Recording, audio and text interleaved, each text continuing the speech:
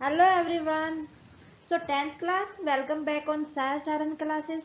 Student मैं आपके सामने फिर हाजिर हूँ साइंस की एक और न्यू क्लास के साथ।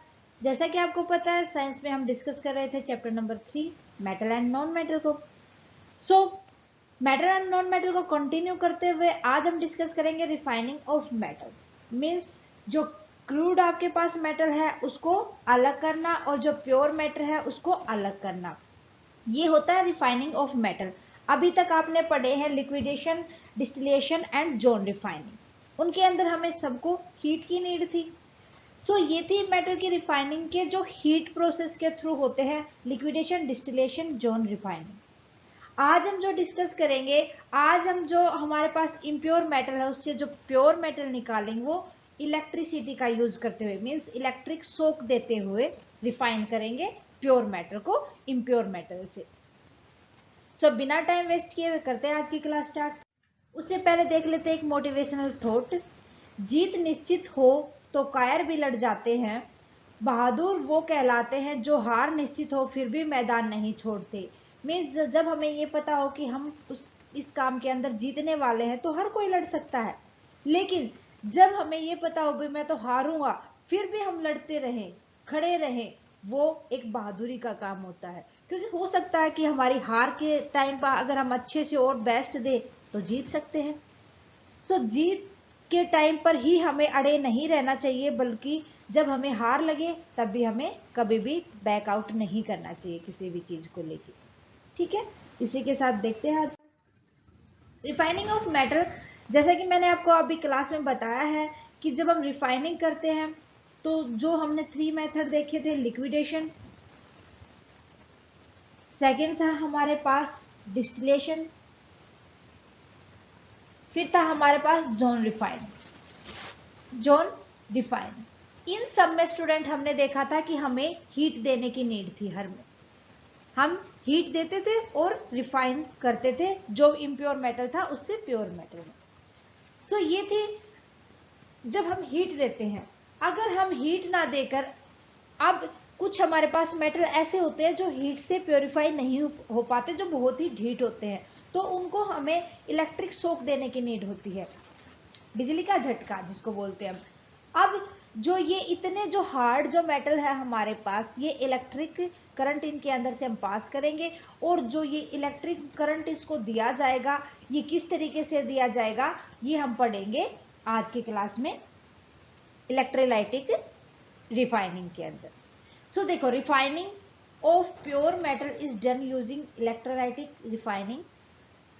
Impure copper is use as anode. जो इम्प्योर कॉपर होंगे हमारे पास उसको एनोइड यूज कर लेंगे, जो एक मोटी सी हमारे पास इम्प्योर मेटल की एक रोड ले लेंगे, उसके अंदर हम देंगे प्लस करंट।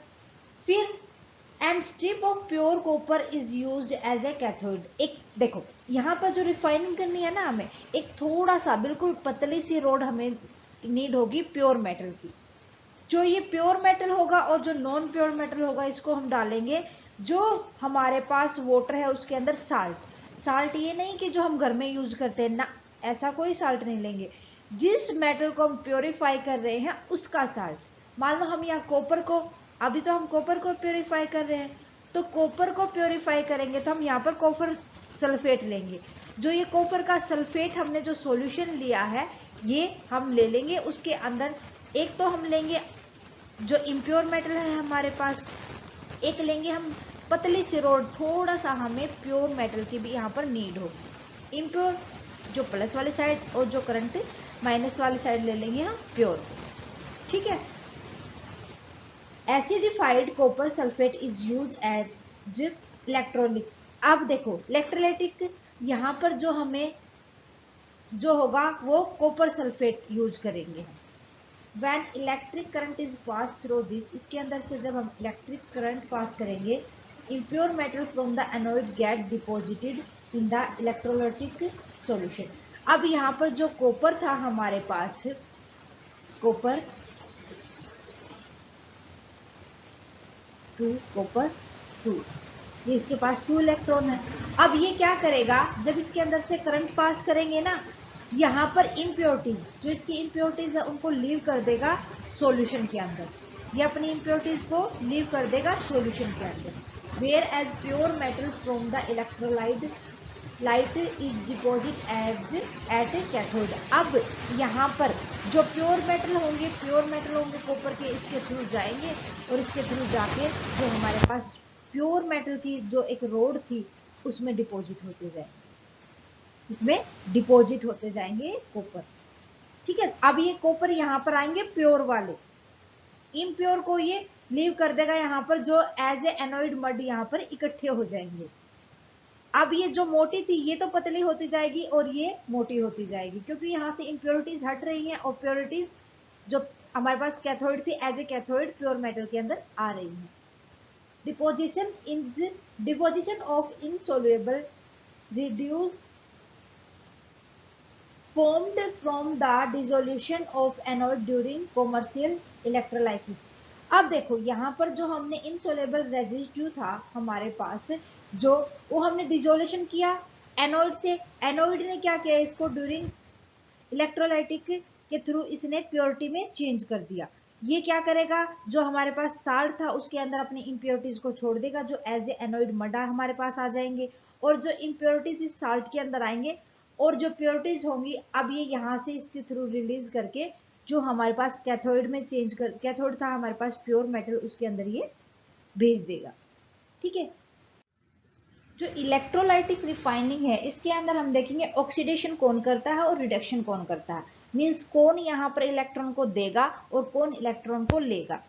अब देखो हमने लिया था एक ही प्योरीफाई करने के लिए, जो इम्प्योर हमारे पास मेटल थे उनको रिफाइन करते थे, उनको प्योरीफाई करते थे, किस प्रोसेस के द्वारा, उसको हम करंट पास करके, मींस इलेक्ट्रोलाइटिक रिफाइनिंग कहलाते थे उसको। सो ये इलेक्ट्रोलाइटिक जो रिफाइनिंग होती है ये हमेशा सॉलिड के साथ होती है। सॉलिड जो मेटल्स होते हैं हमारे पास उनके साथ होती हैं, like copper, zinc, tin, lead, nickel, silver, gold. So इनको ये ना तो लिक्विडेशन, ना डिस्टिलेशन, ना जोन रिफाइनिंग मींस हीट के द्वारा ये प्योरीफाई नहीं हो पाते थे। अगर ये हीट के द्वारा प्योरीफाई नहीं हो पाते तो इनको इलेक्ट्रिक दिया जाता था। मींस अब हमने देखा था कॉपर को प्योरीफाई कर रहे थे, जो हमने इम्प्योरिटीज ली थी वो हमारे पास ज्यादा थी और प्योर करने के लिए हमने एक ना पतली सी कॉपर की, जो प्योर कॉपर था उसकी रोड ली थी। अब ये जो एनोड था, ये एनोड थे हमारे पास, ये कैथोड थे जो प्योर थे। एनोड क्या करेंगे, जो एनोड थे वो इलेक्ट्रिक लूज कर देगा कॉपर, ये लूज कर देंगे, दे देंगे इसको इलेक्ट्रॉन। अब जो ये जो इलेक्ट्रॉन लूज करेंगे ये साल्ट के अंदर ही करेंगे ना, साल्ट के अंदर करेंगे। मींस देखो जब हमने क्या, कॉपर ने जो इम्प्योर कॉपर था, इम्प्योर कॉपर ने इलेक्ट्रॉन लूज कर दिए, दे दिए। अब इलेक्ट्रॉन लूज करने के बाद ये प्योर कॉपर ले लेगा, बचेगा हमारे पास प्योर कॉपर ही ना, जो इलेक्ट्रॉन लूज थे ये प्योर कॉपर बचेगा। जो प्योर कॉपर होगा हमारे पास वो एक्वस होगा। अब क्या हुआ, यहाँ पर इलेक्ट्रॉन लूज हुए, तो इलेक्ट्रॉन जब लूज होते हैं तो वो कहलाता है ऑक्सीडेशन। जब इलेक्ट्रॉन को लूज किया जाता है ऑक्सीडेशन कहलाता है, और ऑक्सीडेशन कौन करता है, एनोड।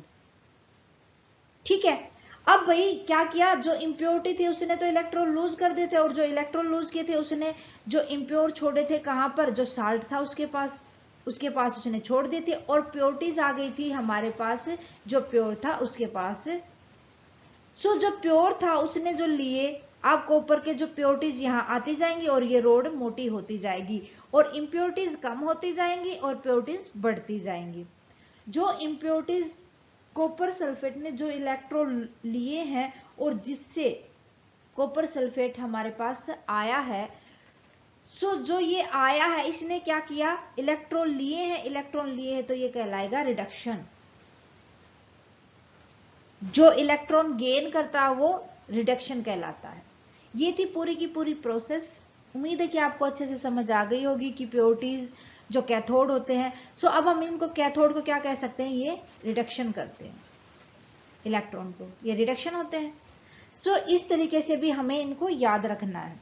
सो उम्मीद है स्टूडेंट आपको अच्छे से समझ आ गया होगा ये टॉपिक, जो इलेक्ट्रोलाइटिक रिफाइनिंग होता क्या है। फिर भी कहीं कोई डाउट रहता तो आप हमें कमेंट करके बता सकते हैं।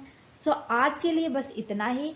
अच्छे से इसको तैयार कर लें क्योंकि ये बहुत ही इंपॉर्टेंट है। और स्टूडेंट जो इसके 3 पार्ट है रिफाइनिंग के, वो आपके डायरेक्ट नहीं आने वाली, खाली यही टॉपिक आएगा इलेक्ट्रोलाइटिक रिफाइनिंग, जो लिक्विडेशन है, डिस्टिलेशन है और जो जोन रिफाइनिंग है, वो आपको बस थोड़ा सा करने हैं। एक क्लास में हम रख लेंगे उसके ऊपर भी, ताकि आपको अच्छे से क्लियर हो जाए वो टॉपिक भी।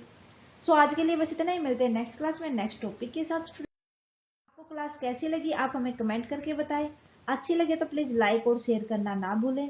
स्टूडेंट, अगर आपने अभी तक साया सारन क्लासेस को सब्सक्राइब नहीं किया है तो प्लीज सब्सक्राइब कर लें, बेल आइकन को दबा लें ताकि आने वाली क्लास की नोटिफिकेशन आपको मिलती रहे। थैंक यू स्टूडेंट, मिलते हैं नेक्स्ट क्लास में।